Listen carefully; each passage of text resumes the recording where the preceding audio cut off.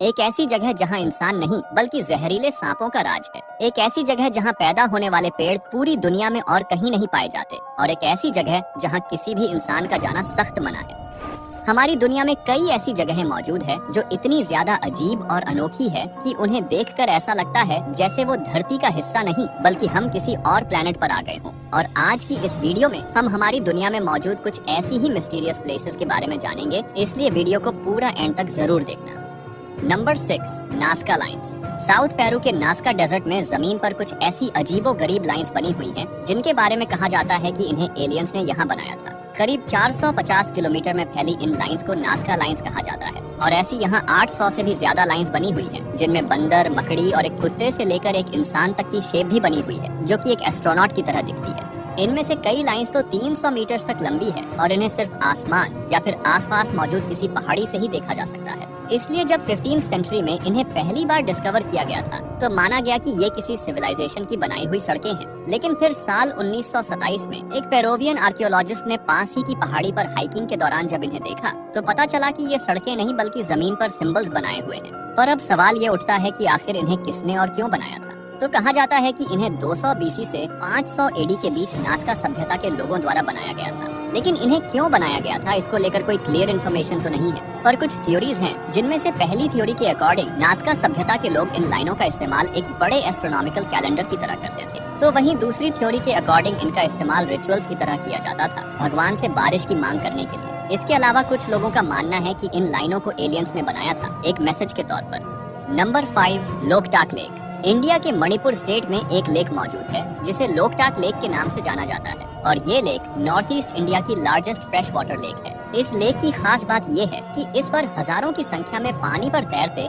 ऐसे आइलैंड्स मौजूद हैं जिन्हें फुमड़ी कहा जाता है। फुमड़ी मिट्टी, वेजिटेशन और ऑर्गेनिक मैटर से बने हुए होते हैं और दिलचस्प बात तो ये है कि इनमें से कई पर तो लोग घर बनाकर रहते भी हैं, यहाँ तक कि एक पर तो स्कूल भी मौजूद है। इसके अलावा इन फुमडीज पर एक नेशनल पार्क भी है जिसे केबुल लामजाओ नेशनल पार्क के नाम से जाना जाता है और ये दुनिया का एकलौता फ्लोटिंग नेशनल पार्क है। इस फ्लोटिंग नेशनल पार्क में हिरण की एक ऐसी किस्म भी पाई जाती है जिसे संघाई या फिर डांसिंग डियर भी कहते हैं, क्योंकि जब पानी पर तैरते फुमडीज पर ये हिरण चलते हैं तो ऐसा लगता है जैसे ये नाच रहे हो। साल 1951 में ये मान लिया गया था कि संघाई इस दुनिया से एक्सटिंक्ट हो चुके हैं, लेकिन फिर बाद में इन्हें इस फ्लोटिंग नेशनल पार्क में रीडिस्कवर कर लिया गया और आज ये पूरी दुनिया में सिर्फ यहीं पाए जाते हैं। Number 4, Socotra. इंडियन ओशन में यमन देश से करीब 340 किलोमीटर दूर एक आइलैंड है जिसे सोकोट्रा के नाम से जाना जाता है। ये आइलैंड इतना ज्यादा अलग और अनोखा है कि इसे देखकर ऐसा लगता ही नहीं कि ये पृथ्वी का हिस्सा है, बल्कि ऐसा लगता है जैसे आप किसी एलियन प्लेनेट पर आ गए हो।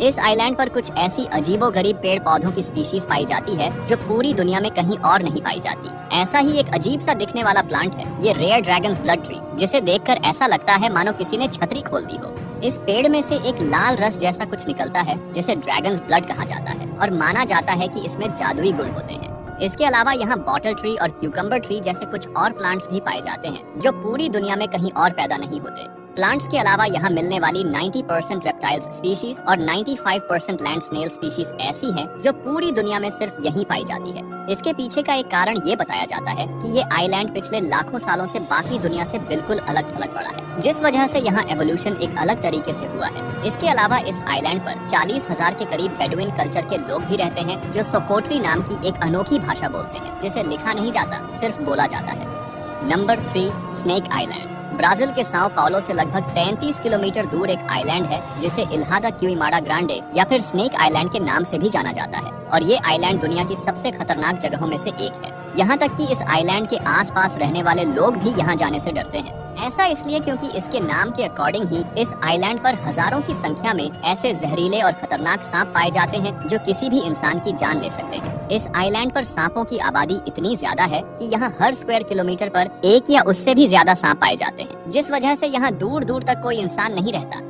इस आइलैंड पर एक ऐसा सांप भी पाया जाता है जो दुनिया के सबसे जहरीले सांपों में से एक है। इस सांप को गोल्डन लैंसहेड वाइपर के नाम से जाना जाता है और ये बाकी दुनिया में और कहीं नहीं पाया जाता, लेकिन स्नेक आइलैंड पर ऐसे 4000 से भी ज्यादा गोल्डन लैंसहेड वाइपर मौजूद है। इस सांप का जहर इतना खतरनाक होता है कि ये इंसानी मांस तक को पिघला सकता है और कुछ ही समय में बॉडी पार्ट्स को भी खराब कर सकता है। इस आइलैंड पर मौजूद खतरे को देखते हुए ब्राजीलियन गवर्नमेंट ने इस आइलैंड पर किसी के भी जाने पर बैन लगा रखा है। और सिर्फ साइंटिस्ट और रिसर्चर्स को ही यहाँ रिसर्च के लिए जाने दिया जाता है, लेकिन वो भी स्पेशल परमिशन पर। इसके अलावा इस आइलैंड पर एक लाइट हाउस भी मौजूद है और कहा जाता है कि इसे ऑपरेट करने के लिए एक परिवार यहाँ रहता था, लेकिन एक दिन वो पूरा परिवार सांपों के अटैक का शिकार हो गया।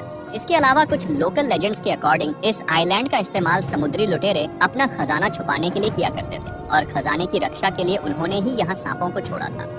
Number 2, north sentinel island. North sentinel island India के अंडमान एंड निकोबार आइलैंड्स का ही एक पार्ट है और ये एक ऐसी जगह है जहाँ पर किसी का भी जाना सख्त मना है। ऐसा इसलिए क्योंकि इस आइलैंड पर कुछ ऐसे लोग रहते हैं जो अपने इस आइलैंड पर किसी भी बाहरी इंसान को बिल्कुल भी बर्दाश्त नहीं करते। बाहरी इंसान को देखते ही ये तुरंत उस पर हमला कर देते हैं और जान लेना तो जैसे इनके लिए कुछ मायने ही नहीं रखता। वैसे तो इतिहास में कई लोगों ने इस आइलैंड पर जाने की कोशिश की है, लेकिन उनमें से ज्यादातर लोगों को अपनी जान से हाथ धोना पड़ा है। अभी हाल ही में भी ये आइलैंड चर्चा में आया था जब 24 साल का एक अमेरिकन यूट्यूबर मिखाइलो विक्टोरोविच इस आइलैंड पर जा पहुंचा था। मिखाइलो इससे पहले भी 2 बार अंडमान आइलैंड जा चुका था और अपनी इस तीसरी यात्रा में वो साउथ अंडमान के एक तट से इन्फ्लेटेबल नाव में बैठकर 29 मार्च 2025 को नॉर्थ सेंटिनल आइलैंड जा पहुंचा था। वहां पहुंचकर उसने एक कोक और नारियल गिफ्ट के तौर पर वहां रख दिए। इसके बाद उसने करीब 1 घंटे तक सीटी बजाते हुए सेंटिनलीज लोगों का इंतजार किया, लेकिन उसको वहां कोई नहीं मिला। ये देखकर आखिरकार उसने वहां से वापस जाने का फैसला किया, लेकिन जाने से पहले उसने नॉर्थ सेंटिनल आइलैंड की रेत के सैंपल अपने साथ ले लिए। इस दौरान उसने GoPro से एक वीडियो भी रिकॉर्ड किया, लेकिन वहां से वापस लौटते वक्त एक लोकल मछुआरे ने उसे देख लिया और इसकी खबर पुलिस को दे दी, जिसके बाद पुलिस ने उसे अरेस्ट कर लिया और उसकी नाव, GoPro और रेत के सैंपल को भी जब्त कर लिया।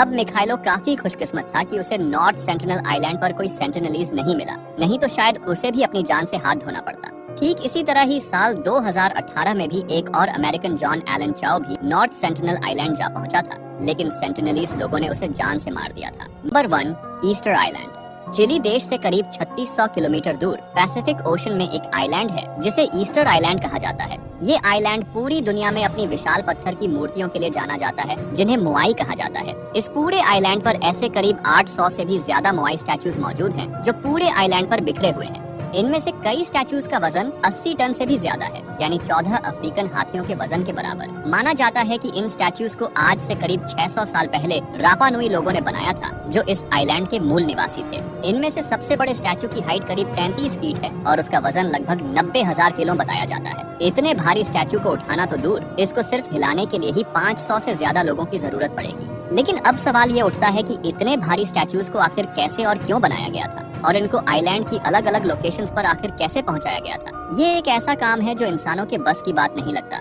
जिसके चलते कई लोगों का मानना है कि ये काम इंसानों ने नहीं बल्कि एलियंस ने किया था। लेकिन मॉडर्न रिसर्च से ये थ्योरी बिल्कुल गलत साबित हो चुकी है। साइंटिस्ट्स और आर्कियोलॉजिस्ट्स को कई ऐसे सबूत मिले हैं कि इन मूर्तियों को इसी आइलैंड पर मौजूद वोल्केनो से निकलने वाली वोल्केनिक ऐश स्टोन से बनाया गया था। यहाँ कई ऐसे इनकम्प्लीट स्टैचूज भी मिले हैं, जिससे ये अंदाजा लगाया गया कि इन स्टैचूज को चट्टानों से काटकर बनाया जाता था और स्टैचू कंप्लीट होने के बाद उसे चट्टान से अलग कर लिया जाता था। लेकिन अब फिर 14 हाथियों जितने वजनी इन स्टैचूज को आखिर आइलैंड की अलग अलग जगहों पर कैसे पहुंचाया गया? तो रिसर्च में ये पता चला कि इन स्टैचूज को ऐसे रस्सियों से बांधकर बैलेंस किया जाता था और फिर इनको धीरे धीरे चलाया जाता था और ऐसे ही चलाकर इन्हें आइलैंड की अलग अलग लोकेशंस तक ले जाया जाता था। लेकिन इन स्टैचूज को क्यों बनाया गया था, इस बारे में कोई क्लियर इन्फॉर्मेशन तो नहीं है, पर ज्यादातर रिसर्चर्स का मानना है कि इन्हें रापा नुई लोगों ने अपने पूर्वजों और कुछ इम्पोर्टेंट लोगों के सम्मान और उनकी याद में बनाया था। उनका मानना था कि इन मूर्तियों में उनके पूर्वजों की आत्मा बसती है, जो उनके समुदाय की रक्षा करती है। तो ये थी दुनिया की कुछ सबसे मिस्टीरियस प्लेसेस। अगर वीडियो पसंद आई हो तो प्लीज वीडियो को लाइक और चैनल को सब्सक्राइब जरूर कर लेना। हम मिलते हैं नेक्स्ट वीडियो में, तब तक के लिए जय हिंद।